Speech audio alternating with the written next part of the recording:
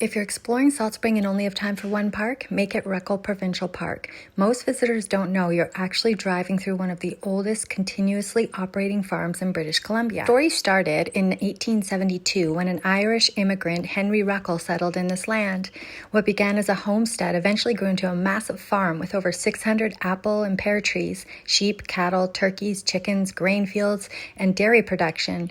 In fact, when much of Salt Spring farming declined in the 1930s, the Ruckle family kept going by selling milk and cream throughout the region. The farm today is still active. You'll find sheep, Highland cattle, goats, heritage poultry, and working border collies moving livestock the old-fashioned way.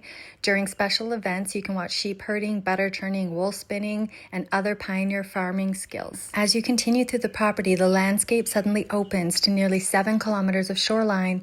The campground is considered one of the most scenic in BC, with waterfront campsites overlooking the Swanson Channel. It's one of the best places on the island to watch the BC ferries crossing between Southern Gulf Islands and Vancouver Island.